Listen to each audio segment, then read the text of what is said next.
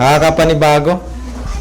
Para akong isang makina. Alam mo yung makina? Alam mo yung sasakyan? Pagka ang isang sasakyan ay na-stack up, kakalawangin yan. Diba? Parang, kaya kung may sasakyan ka, kailangan lagi mong i-start up yan.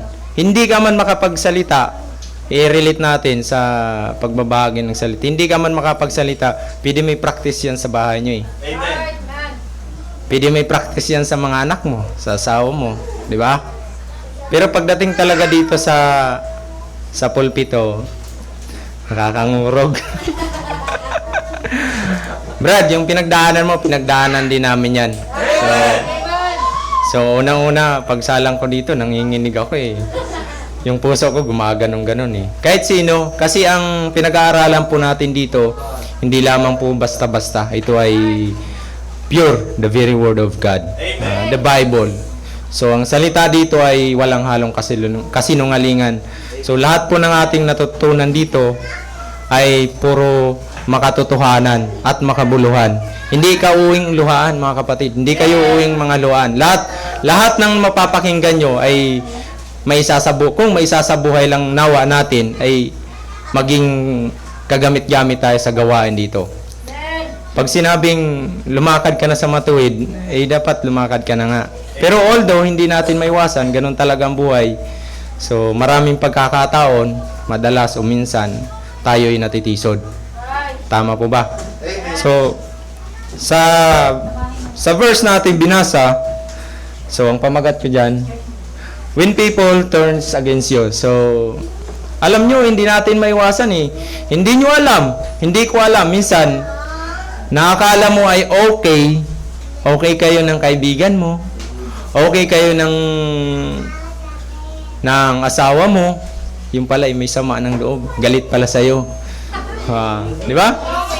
Kaya tayo, for example, meron kang kaaway. So, alam mo na may kaaway ka, ayusin mo na bago lumubog ang araw. Kasi hindi mo alam, baka mamaya abangan ka nandyan dun sa kalye, patayin ka, o di yari ka ngayon. Katulad na lang ng experience ko, so lagi ko talagang na-experience na pagka ako mayroong nakakasamaan ng loob o kasi hindi maiwasan eh. So, last 2014, meron akong nakasagutan, hindi pa ako masyadong bago pa lang din ako. Kasi, Pastor, anong year po kayo nag-start dito? Wala ko pa dito, 2014. Hindi. 2015 yun. 2015 pala yung nangyari yun. So, sorry. So, nakalimutan ko ng date. Kaya may asawa para magpaalala. Hindi, ganito ang nangyari.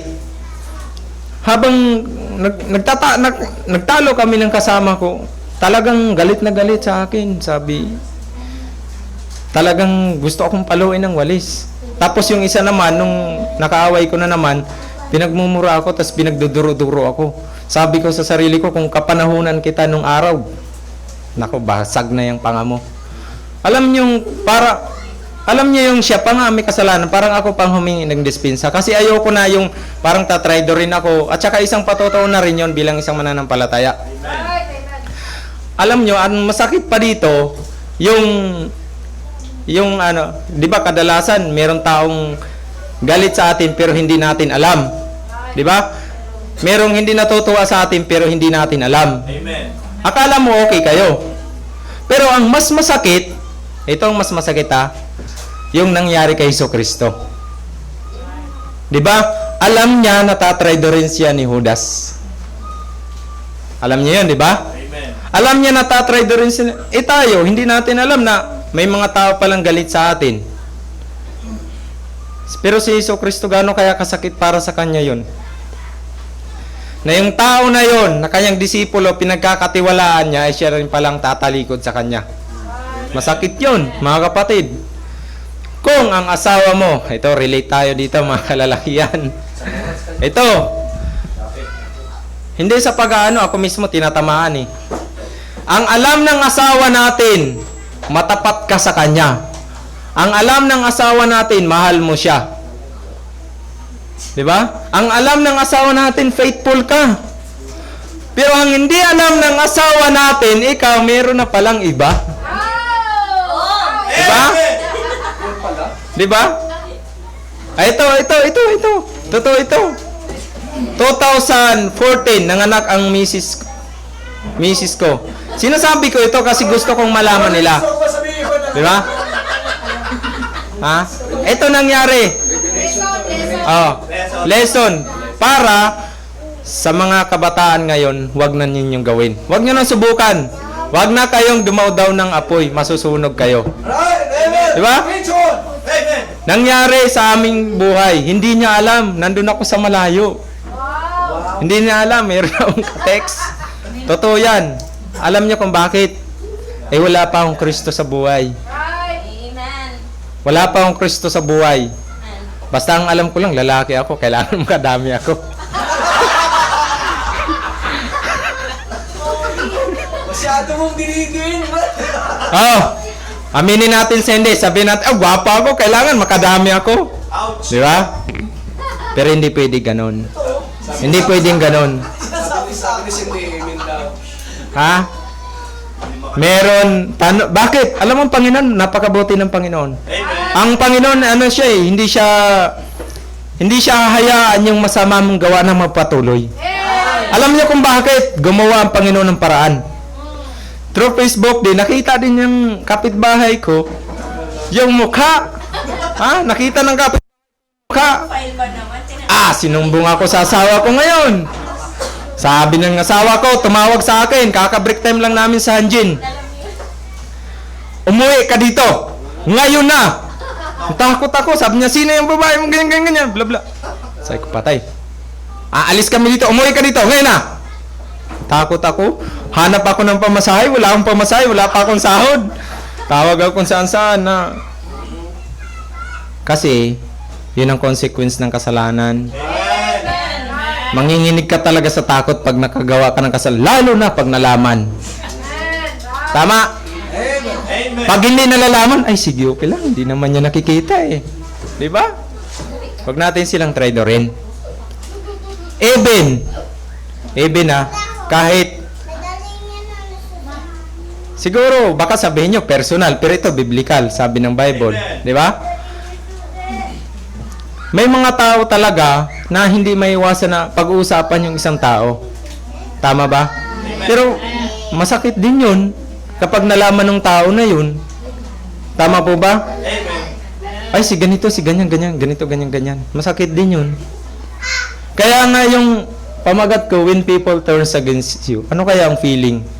Ano kaya ang mararamdaman mo? Kapag na yung inaakala mo na okay kayo, wala kaming problema, good yan. Mabait yan si kapatid, mabait yan si Brad, si sis, yung pala, pagtalikod mo, may nagkukwento ka na. Wala akong pinapatamaan, ito ay kasama sa preaching. Preach on, Pastor. Amen. Alam niyo ang Panginoon, napakagaling talaga eh. Ano yung, kanina, sabi, yung kay Harold, yung Cellphone. speaks. Specs sa cellphone. Believers speaks. Di ba? Dinaan pa sa cellphone. Na kung Kristiyano ka, dapat meron kang ganito. Specs pa. Oo. Asa na yun? Kaya nakita ka sa cellphone. Nakita mo ba sa cellphone ang buhay namin, Brad? Hindi na pala ako tinapapalik. Kapag ka tayo nakarinig ng mga ganitong pangaral, nakarinig tayo sa isang kapatiran, totoo, masakit. Aminin natin sa hindi. Medyo, sometimes, na-offend tayo or dapat hindi nga dapat. Pero natural lang yun. Siyempre, nasaktan ka eh. Pero, magpasalamat ka dahil nasasaktan ka. Kasi kung hindi ka nasasaktan, ibig sabihin, ang puso mo ba to? Wala nang po ang salita ng Panginoon sa'yo. Pakikinggan ko lang yan. Pagdating ko sa labas, wala na yan. Pero, once na nararamdaman mo ang sakit, nasasaktan ka, ibig sabihin, tinatamaan ka. Kung Kristiyano ka, palanto-lantutay ka lang, wala. Diba? Ganon. Masasaktan talaga tayo. Alam nyo, sa mga nagdaang araw, Kung hindi nyo man mahalata sa akin, pero alam nyo, ano talaga ako eh. Medyo nag-struggle ako eh.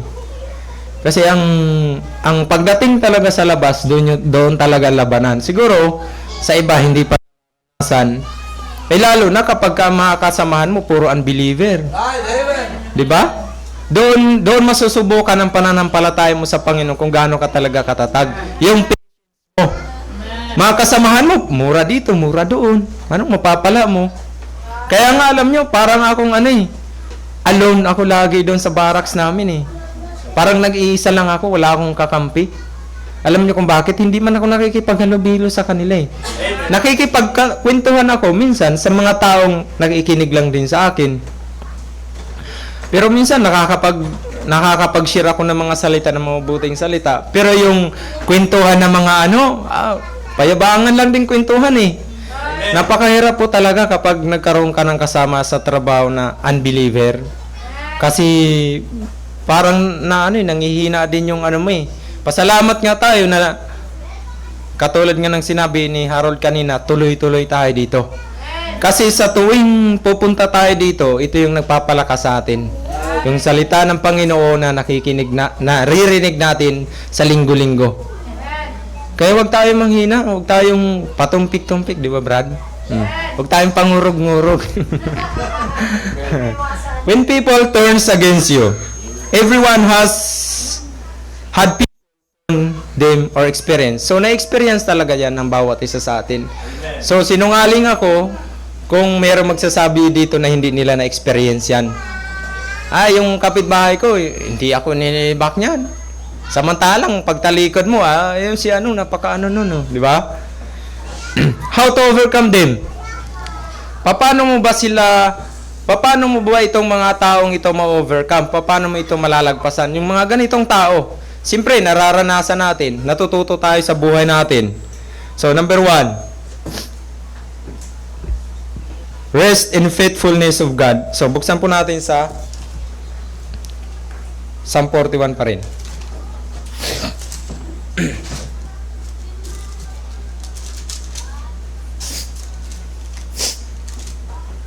In verse 1 to 3, basahin ko na lang po.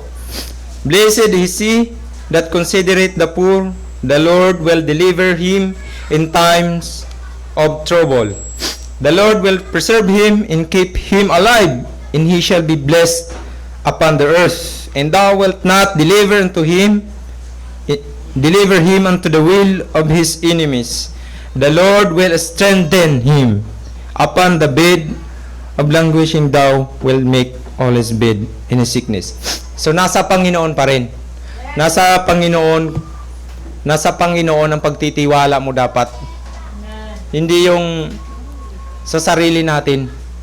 Ma-overcome natin yung mga tao na yan sa pamagitan lang ng Panginoon.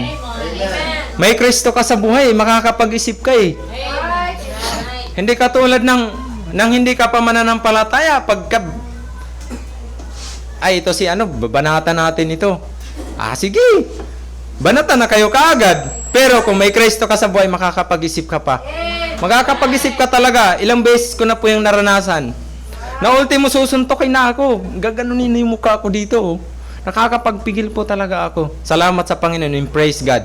Dahil sa bagay na yun, na ipinakita niya sa akin, ipinaramdam niya sa akin, yung discernment kung paano mo maiwasan yung mga bagay na yan. Akala ko okay lang kami, yung pala may sama na ng loob sa akin. Kasi lagi ko daw, ito na-experience ko rin, lagi ko daw siya nahuhulugan ng dumi.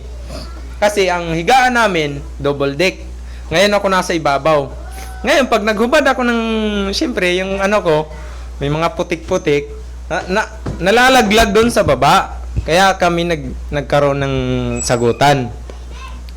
Nung nalaman ko na, nung nag-sorry na ako sa kanya, nung inayos ko yung problema na yon, doon ko nalaman na galit pala siya sa akin. Buti nga pala, hindi ako sinusuntok. Hindi ako sinasaksak. May galit pala sa akin yung tao na yon. Kasi sabi niya, every time na kumakain daw ako, nasa baba daw siya, kumakain daw siya sa baba, every time daw na nandun ako sa taas, lagi ko daw siya napapagpagan, nahuhulugan ng ganito. Pagdating daw niya, kaya ang iniisip niya, sinasadya ko. Sabi ko, Brad, pasensya ka na, hindi ko sinasadya yun. Wala akong intention na ganun bagay. Kung nagkataon lang, siguro kasi, ano lang eh, siyempre galing tayo sa labas eh, nagkataon lang yun. Pero hindi ko ugali yan naman na dyan na papadpadan kita ng dumi. Di ba? Sabi ko, pasensya ka na. Alam niyo nangyari ng gabing yun?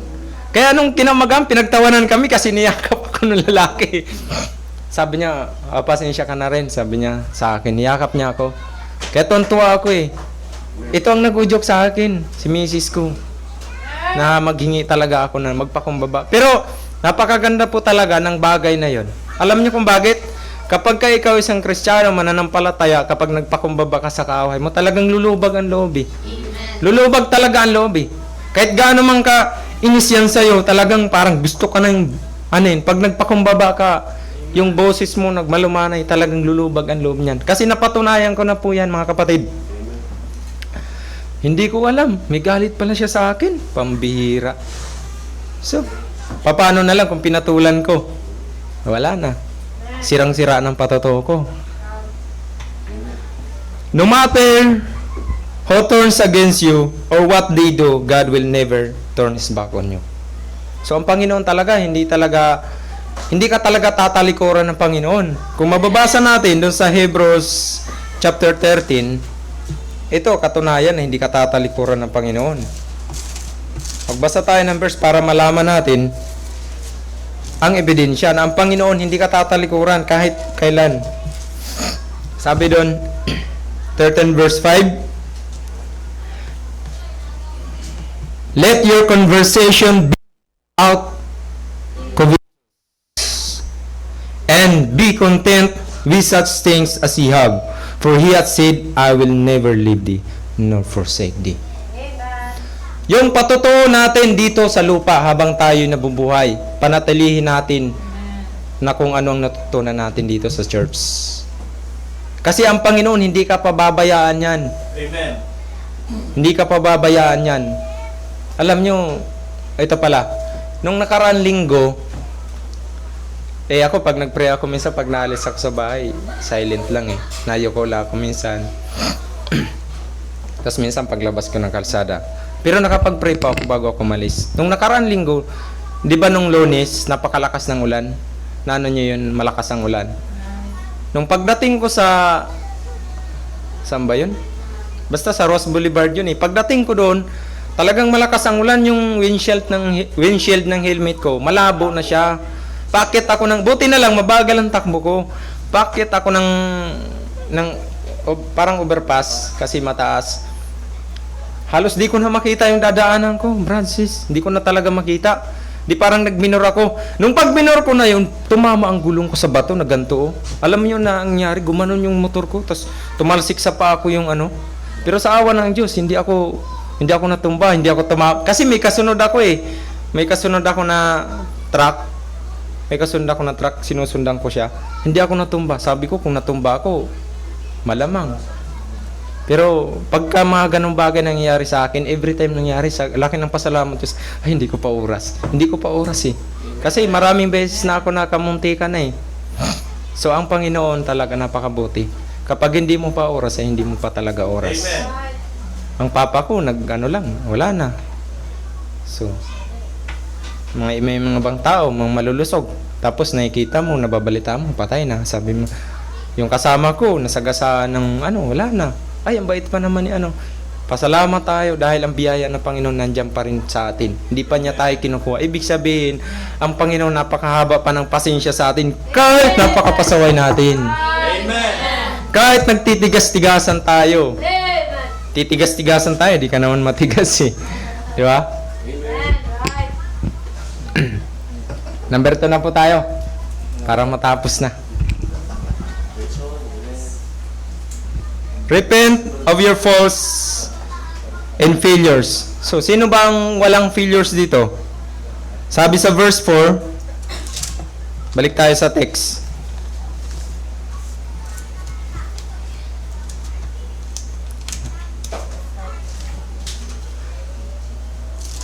Ano sabi sa verse 4? I said, Lord, be merciful unto me. Hail my soul, for I have sinned against thee. So, ang kaparaanan lang, mga kapatid, hindi mo napapansin, sabihin natin, ay, wala naman akong, na anong araw na to, wala akong nagawa. Pero hindi mo napapansin sa sarili mo. Kunting, mo lang, maaari tayo magkamali. Kaya every time, every day, dapat ang repentance, every day yan. Every day yan. Lord, sa araw na ito, patawarin mo ako. Kung gawa mo ng mga mali, mga decision na hindi tama, patawarin mo ako, Panginoon. So every time talaga yan, mga kapatid, kasi araw-araw po tayong nagkakasala, hindi lamang sa salita at sa gawa. Sa isip, nagkakasala tayo. Bakit? Alam ko ba yung pag-iisip nyo? Hindi ko alam pag-iisip nyo, hindi nyo alam ang pag-iisip ko at mga decision ko. 'Di ba? Ang Diyos lang nakakaalam. Sabi pa nga sa Bible the heart is deceitful above all things and desperately wicked. Who can know it? I, the Lord, search the heart. I, the Lord, search the heart. Kaya ang Panginoon nakikita ang puso ng bawat isa sa atin. Kung ikaw ba ay nasa tuwid na landas o sa liko-liko na landas. Kung ikaw ba ay nandito lang para lang pumunta, para sa attendance. Kung ikaw ba ay nandito para talagang papurihan ng Panginoon. Bakit ba tayo nandito? Dahil gusto natin mapapurihan ng Panginoon. Amen. At itong araw na ito, ang araw ng linggo ay para talaga sa Panginoon. Di ba? Ang lupa, ang mundo, lahat ng bagay na nakita natin na hindi magagawa ng tao, ginawa ng Diyos sa loob ng 6 na araw. Pati tayo. Ang sabi ng Panginoon, yung araw na ito para sa akin. Di ba laging sinasabi ni Pastor John, kung pagbabalik ta rin, isang araw ka magtatrabaho, ang 6 na araw sa Panginoon, ano na mangyayari sa buhay natin? Amen. Kaya every time, every Sunday, dapat nandun yung presensya natin. Amen. Hindi lang yung physical, pati yung buong pagkatao natin. Kasi kung nandito yung physical mo, wala yung pag-iisip mo, nandun sa trabaho, nandun sa eskwelahan, nandun sa kung ano-ano mong bagay, wala rin. Paano mo ibibigay ng buo ang pagpupuri mo sa Panginoon kung labas ka sa katotohanan na sinasabi dito na kailangan buong buo. Di ba sinasabi sa Bible na ibigay natin ang ating katawan na buhay na handog. So kung nandito tayo, kailangan araw-araw tayo magre-repent. When you are hurting, that is a good time to examine your own heart and motives. Katulad ng sinasabi ko, yung bago tayo pumunta dito, Lord, ang puso ko, pakalinisin nyo. At ang motibo ko, kailangan ganito. Kaya ako pupunta ng church kasi gusto kitang mapaglingkuran. Kahit sa anumang bagay. Magwalis lang ako dyan, maglagay ako ng upuan, counted po yun sa Panginoon. Di ba? Ang tinitingnan talaga ng Panginoon yung puso Yung puso talaga, hindi yung kung anong nakikita ng ibang tao na nagagawa mo. Kasi kung pwede tayong gumawa ng good works. Through something na magagawa dito sa church. Pwede tayong mag-tithes dyan ng malaki, pwede tayong maggawa-gawa ng kung ano dyan para sa church. Pero ang tinitingnan talaga ng Panginoon yung puso mo. Amen. Yung puso talaga Kasi yan yung hindi nakikita ng kapwa natin mananampalataya. Yan yung hindi nakikita ng ibang tao Pero ang Diyos lang nakakakita. Kaya bago tayo pumunta dito, examine yourself. Examine ourselves. Ang puso mo at kung ano ang motibo mo. Kung bakit ka pupunta dito at kung ano ang magagawa mo para sa Panginoon. Last na po tayo. Amen. Amen. Realize you will have foes. Ano ba yung foes? Kaaway. Away. So, sabi sa verse 5, mine enemies speak evil of me. When shall he die? In his name perish.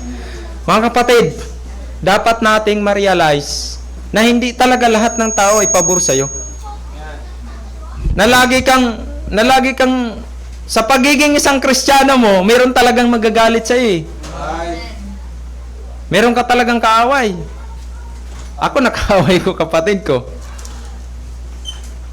Nagkasagutan kami dahil lang sa paniniwala. Nanindigan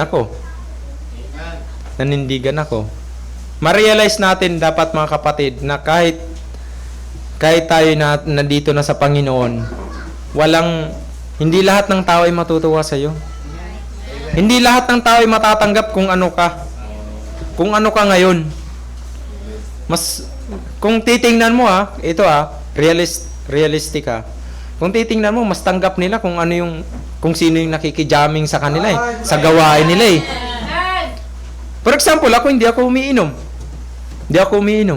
Tapos sila pag nag-inuman, ay hindi nila ako gusto kasi hindi ako umiinom Sila lang. Kung sino yung nakikijamming sa kanila, yun ang kaibigan nila. Di bali maging KJ tayo. Di bali maging alon tayo. Basta nasa Panginoon ka. Marami kang kaibigan. Marami kang tropa. O sabi natin tropa. Salitang ano yun. Marami kang kakilala.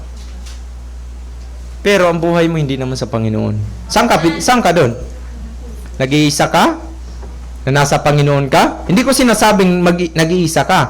Ang ibig kong sabihin, yung pag nandun ka sa labas, sa mga hindi mananampalataya. Kasi kung nandito tayo, hindi naman ako nag-iisa Nandiyan naman kayo Ang pinaniniwalaan ko, pinaniniwalaan nyo rin. Ang pinaniniwalaan nyo, pinaniniwalaan ko rin. Kung ano ang motibo ko, dapat ganun din ang motibo ng bawat isa. Kung ano ang motibo ni Pastor John, anong gusto niya sa atin, dapat yun din dapat ang gusto natin. Kristiyano ka na, Kristiyano na ako, Kristiyano na tayo. Dapat hindi lang sa ganun. Kasi tayo, tinitingnan din. Totoo, tinitingnan talaga tayo. Maging isa kang salamin. Na paglabas mo pa lang ng pinto, hindi ka makakakitaan ng ito si Brad, mura-mura na naman. Ito si Brad, pagdating doon, ang ganda ng bihis, pero pagdating doon, nakikiumpo ka. Iinuman na naman. Di ba? Ito si Brad, kasimple-simple lang. Pero nang bababae pa rin. Di ba? Di ba masakit? Online naman daw yun. Ha? Sikreto naman sa ito. Kahit maitago nyo sa bawat isa at kay pastor, ang ginagawa nyo, sa Diyos hindi kayo makakalusot. It is appointed unto man once to die, and after this the judgment day. Pag tayo namatay, sabihin ng Panginoon sa'yo, hoy, mga ginagawa mo. Sabi ni pastor, hindi ko sinabi yan, at sinabi rin ng Bible, tatago ka sa kasalanan mo. Amen. Bago ko to preach, ako muna.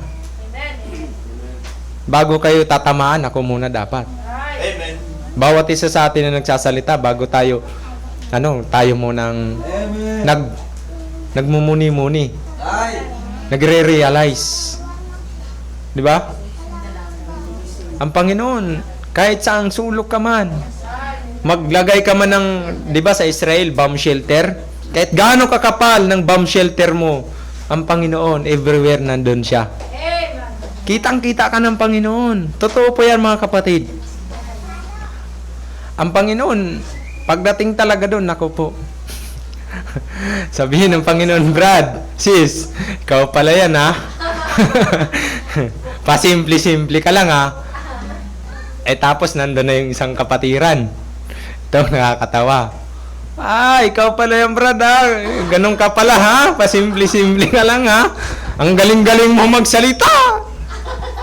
Pero ang ginagawa mo, wala sa sinasabi mo. Amen. Kaya nga, tinuturo sa atin kung ano yung sinasabi mo, yun yung ating buhay. Yun yung gagawin natin. Nandito na tayo pag sumikapan natin. Kasi, katulad ng sinasabi ni Pastor, nandito ka na sa isang church. Kung sakali man na, halimbawa, for example ma-offend ka, or sumama ang loob mo dahil natamaan ka, ilipat ka ngayon ng church, ayaw ko na dyan.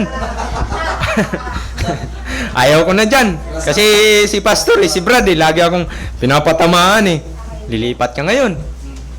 Ngayon, ang tanong, pagpunta mo doon, hindi ka ba matatamaan? Pagpunta mo doon sa isang church, ganito, ganyan. Nakaw, natamaan ka na naman. Ay, lilipat ako. Ayoko dyan. Ano maging tawag sa'yo doon? Tipaklong. Palipat-lipat ka. Ibig sabihin, katulad ng sinasabi ni Pastor, sa tagal mo na dito, 1 taon, 2 taon, 3 taon, 5 taon, 10 taon, wala ka natutunan. Amen. Kasi kung may natututunan ka, nag-i-stick to one ka. Amen. Parang sa mag-asawa lang yan eh. Kung mahal mo ang asawa mo, mag-stick to one ka.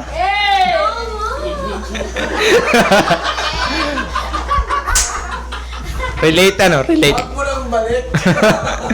Hindi, Brad, totoo yung Brad. Sabi ni Brad, kalimutan mo rin. Hindi, totoo po yun. Di ba? Kasi ang Diyos hindi sinungaling eh. Amen. Ang salita ng Diyos hindi sinungaling yan. Amen. Kung yung iba hindi naniniwala na maliligtas sila, ang Bible nagsasabi Amen.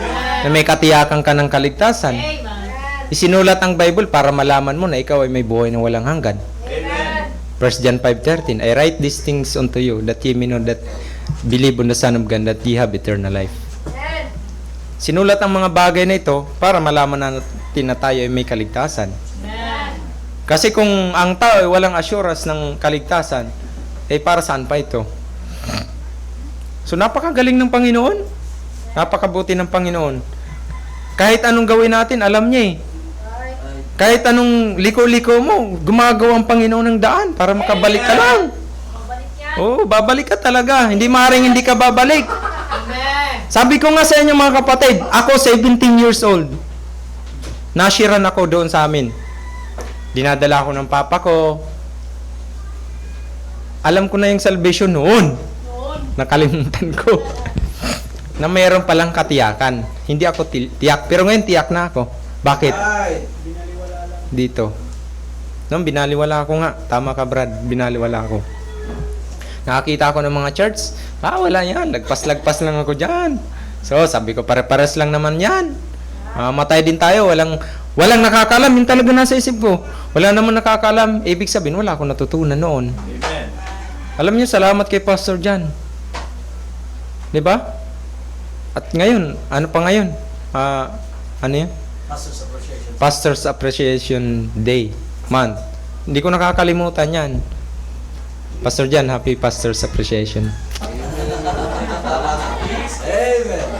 May chika siya. Meron yan, Pastor, meron yan. May hinanda si Brad Orlan. Oo. Oo. Si Brad Orlan na mag-ano sa iyo, Pastor. Oo. Mga kapatid, not everybody is going to love you. So, lahat ng tao o bawat tao, huwag ka na mag-assume na mamahalin ka o magugustuhan ka. Huwag ka mag-assume, kapitbahay mo, hindi yung nagpapautang ka, kunwari may tindahan ka para lang magustuhan. Hindi yung ganun. Isipin na lang natin na hindi talaga maaari na lahat sila ay maano yung ugali mo. Yet, people hated him. Not everybody appreciated him or loved him. Katulad ng kay Jesucristo. Ay. Di ba si Jesucristo? Di ba? Siya na mismo ay Diyos eh. Bumaba sa langit. Nagpakatao. Namatay, nilibing, muling nabuhay.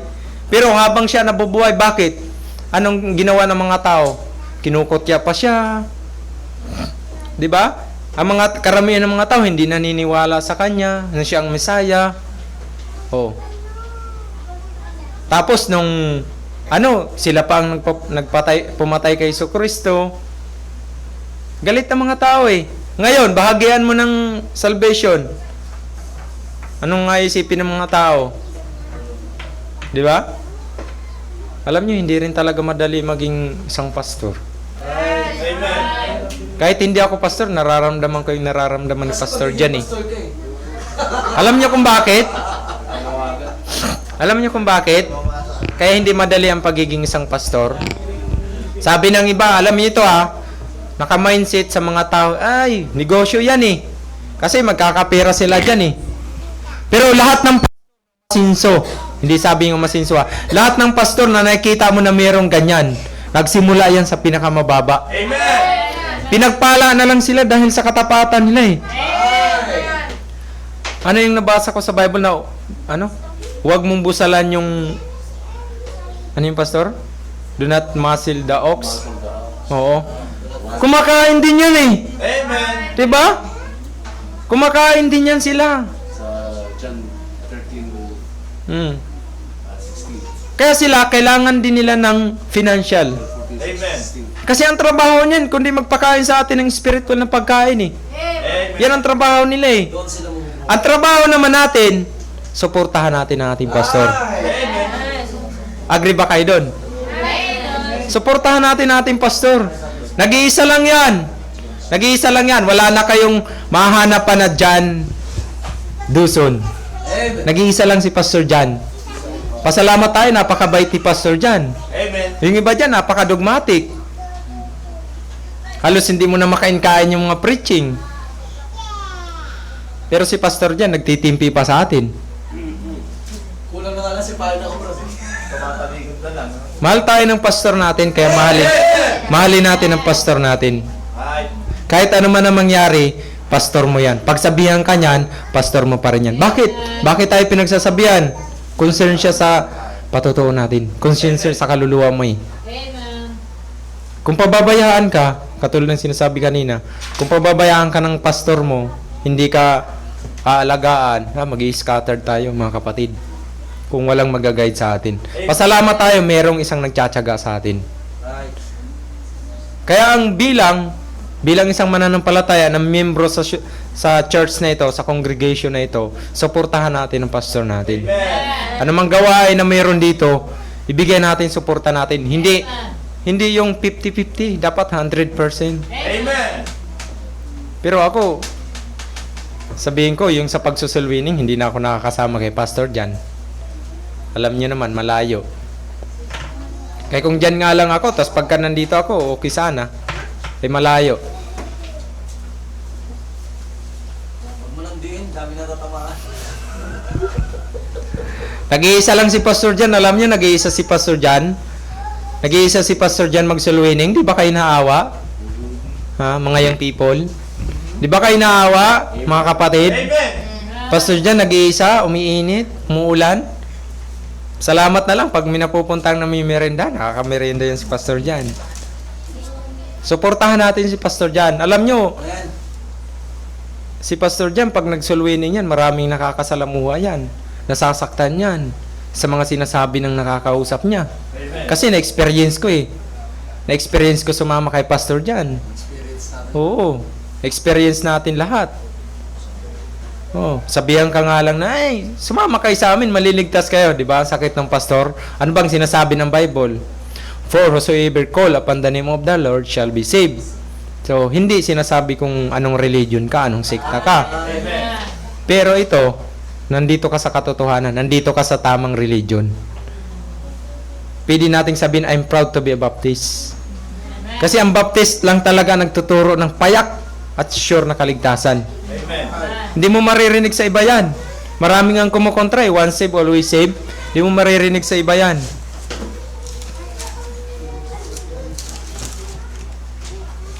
Realize you will have foes. So, mga kapatid, sa mensaheng ito, when people turns against you, asahan natin mga kapatid, na lahat ng tao o bawat tao hindi matutuwa. O lahat o mga hindi mo inaasahan, meron talagang may inis sa iyo. Amen. So pasalamat na lang tayo. Minsan hindi natin alam. Si Jesucristo tinagtui siya ni hindi lang si Judas, si Peter pa pala. 'Di ba? Sabi ni Jesus Christ. Before the cross. Oo. Bago tumilawak man, itatatwa mo ako ng 3 beses. Ano ginawa ni Pedro? Alam ng Panginoon 'yon. Diyos siya makapangyarihan siya all-knowing Alam niya lahat Masakit 'yon sa Panginoon. Amen. Kasi alam mo na ang mangyayari Sipin mo na lang kapatid, yung bagay na alam mo na tatraidoring ka ng kaibigan mo, ano kayang gagawin mo? For example na lang, ano kayang gagawin mo? Sabihin, o ito, papatayin ka ni ganito, ano kayang gagawin mo? Dalawa lang yun. Kung hindi ka iiwas, uunahan mo siya. Pero bilang isang mananampalataya, iiwas tayo. Amen. Huwag nating asahan na lahat ng tao ay matutuwa sa atin bilang isang Kristiyano. So, yun lamang po, Pastor. Maraming salamat po.